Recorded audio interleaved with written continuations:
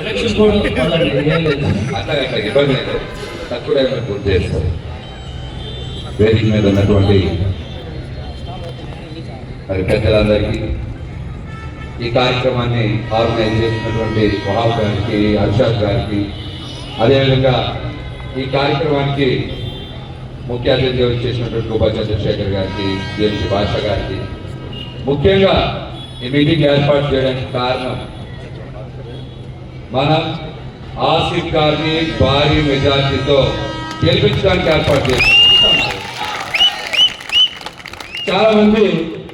చాలా మంది పశ్చిమ వర్గం గురించి రాష్ట్ర వ్యాప్తంగా చర్చ చేస్తూ ఉన్నారు.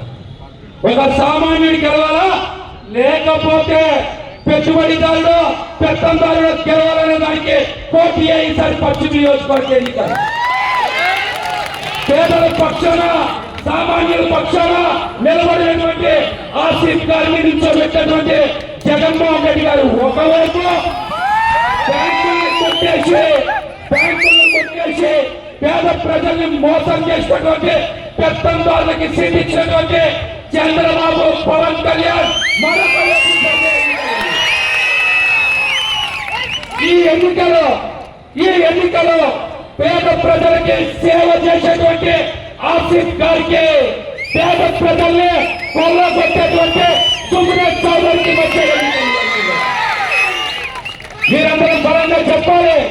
జగన్మోహన్ రెడ్డి గారు పశ్చిమ నియోజకవర్గంలో మైనారిటీలు ఉండాలి, ఈ సీటు పోటీ చేయాలి, సామాన్యుడికి అండగా నిలబడటానికి సామాన్యుల పక్షాన ఆసిఫ్ గారిని పోటీలో నుంచోబెట్టారు.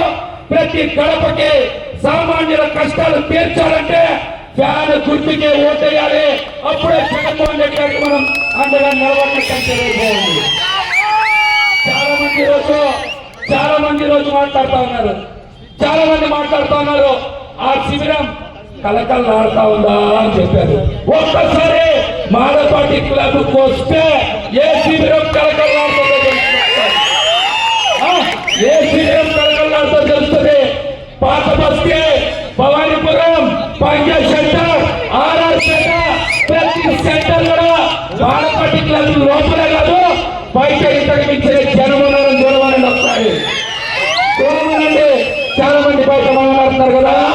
ఆసిఫ్ గారి పక్షాలు ఎవరున్నారంటే ఈ రోజున ముస్లిం మైనారిటీతో పాటు పేద సామాన్య వర్గాలన్నీ కూడా అండగా ఉన్నాయని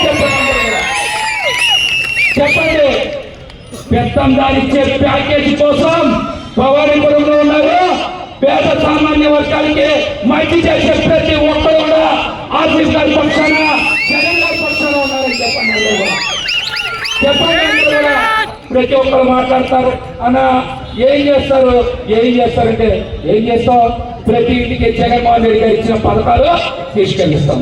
ప్రతి పేదవాడికి కూడా పెన్షన్ ఇస్తారు, ప్రతి పేదవాడికి రేషన్ కార్డు ఇస్తారు, ప్రతి పేదవాడికి చెట్టు పట్టా ఇస్తారు, ప్రతి పేదవాడికి సొంత ఇల్లు కట్టించిస్తారు, ప్రతి పేదవాడికి ఆసరా ఇస్తారు, భరోసా ఇస్తారు, వాహనం ఇస్తారు, ఆరోగ్యశ్రీ ఇస్తారని ప్రతి ఒక్కరికి కూడా చెప్పాలి. జగన్మోహన్ రెడ్డి గారు సింహం సింగల్ చెప్పండి మాట.